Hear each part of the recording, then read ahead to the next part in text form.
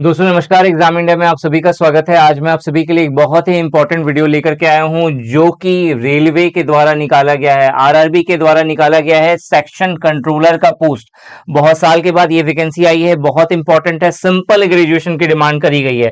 अगर आपका ग्रेजुएशन है और अगर आपकी एज 20 से 33 साल के बीच में है तो आप 368 सेक्शन कंट्रोलर के पोस्ट के लिए अप्लाई कर सकते हैं। इस वीडियो में हम लोग नोटिफिकेशन के सारे इंपॉर्टेंट पॉइंट डिस्कस करेंगे।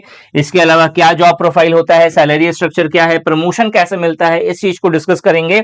एग्जाम पैटर्न क्या है और सिलेबस क्या है, क्योंकि कहीं ना कहीं सब कुछ तो समझ जाओगे लेकिन अगर आपको ये नहीं पता कि एग्जाम कैसे देना है, उसका क्या सिलेबस होगा, तो कहीं ना कहीं आप इस रेस में पीछे रह जाने वाले हैं। तो इस वीडियो को पूरा अच्छे से देखना है, चीजों को अच्छे से समझना है और इस चैनल को सब्सक्राइब जरूर कर लेना। सबसे पहले जो ये नोटिफिकेशन का स्क्रीनशॉट है आप देख रहे हो, ये होता है सेक्शनल कंट्रोलर, जो हर एक ट्रेन की गतिविधियां को कंट्रोल कर रहा होता है। मतलब कौन सा ट्रेन किस लाइन पे जा रहा है, किस ट्रैक पे जा रहा है, कितने टाइम पे जा रहा है, कौन से स्टेशन पे पहुंच रहा है, हर एक चीज को नोटिफाई करने की जिम्मेदारी जो है किसकी होती है, सेक्शनल कंट्रोलर की। बहुत समय के बाद निकला है और बहुत अच्छी पोस्ट है, सबको छोड़ के इस पे जुड़ जाओ, ठीक है। अब यहाँ पे जो सेक्शनल कंट्रोलर का यहाँ पे आपको पोस्ट दिख रहा है, इसके लिए सिंपल साफ साफ नोटिफिकेशन में मेंशन है, ग्रेजुएशन की डिग्री होनी चाहिए फ्रॉम रिकॉग्नाइज्ड यूनिवर्सिटी और इक्विवेलेंट एज लिमिट 20 से 33 साल। किस कैटेगरी के लिए? यूआर कैटेगरी के लिए।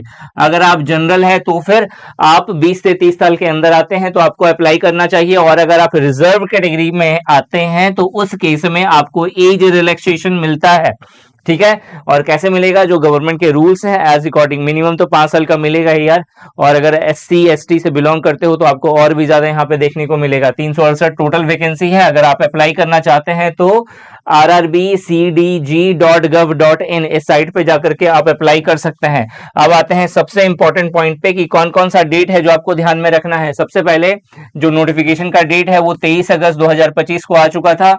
डिटेल नोटिफिकेशन आरआरबी की जो साइट पे जो अपलोड हुआ है वो 14 सितंबर 2025 को हुआ है। ऑनलाइन एप्लीकेशन की जो डेट है वो 15 सितंबर 2025 से स्टार्ट हुई है। 14 अक्टूबर 2025 ये लास्ट डेट है अप्लाई करने की, इससे पहले तक अप्लाई कर देना। अगर ऑनलाइन फी पेमेंट की बात करें तो 16 अक्टूबर 2025 तक आपको फी पेमेंट करना है। अगर मॉडिफिकेशन करना है, किसी फॉर्म में किसी तरह की त्रुटि हो गई, गलती हो गई, तो 17 से 26 अक्टूबर 2025 से पहले तक आपको इस चीज को कवर कर लेना है। और सब्सक्राइब डिटेल का सबमिशन जो है आपको 27 से 31 अक्टूबर 2025 तक करना है। एग्जामिनेशन फी की बात करें तो अगर आप जनरल या यूआर कैटेगरी से बिलोंग करते हैं तो 500 रुपया फी पे करना है, जिसमें से 400 रुपया रिफंडेबल है जब आप सीबीटी का पेपर में अपेयर होगे। और अगर आप बाकी कैटेगरी से बिलोंग करते हैं तो इन दैट केस 250 रुपया फी पे करना है, जो पूरा का पूरा रिफंडेबल होगा अगर आप सीबीटी के पेपर में अपेयर होते हैं। तो इससे बड़ी अपॉर्चुनिटी और क्या मिलेगी दोस्त? फटाफट सबको छोड़ के इसके पीछे भाग जाओ। चाहते हो कि आपका करियर बूस्ट हो, अगर आप चाहते हो कि इस एग्जाम का सटीक वे में प्रिपरेशन करना, अगर आप चाहते हैं आपको इस तरह की genuine update time to time मिलते रहे, तो एग्जाम इंडिया का जो चैनल है हमारा, इसे सब्सक्राइब जरूर कर लेना। और निशांत ई अकेडमी के नाम से भी एक और चैनल है मेरा, उसे भी सब्सक्राइब करना मत भूलना। और ये हमारी कुछ कम्युनिटी है निशांत ई अकेडमी के नाम से, जहां पे आप चाहें तो इसका फ्री ऑफ कॉस्ट प्रिपरेशन कर सकते हैं।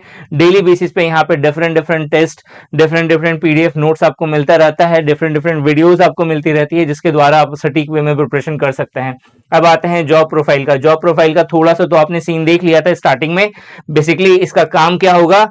ट्रेन मूवमेंट को कंट्रोल करना। इसकी जिम्मेदारी किसकी होती है? तो इसकी जिम्मेदारी किसकी होती है? इसकी जिम्मेदारी होती है सेक्शन कंट्रोलर की। इसके अलावा कोऑर्डिनेशन बिटवीन स्टेशन, स्टेशन का कोऑर्डिनेशन मैच करना कि सब कुछ सेफ और पंचुअल हो रहा है या नहीं हो रहा है, अगर डिले हो रहा है तो कितना हो रहा है, रियल टाइम डिसीजन मेकिंग होना चाहिए, ठीक है। ट्रैफिक मैनेजमेंट एंड इमरजेंसी से जुड़ा हुआ जो भी डिसीजन लेना है आपको टाइम पे लेना पड़ेगा, नहीं तो भाई बहुत लेट हो जाएगी।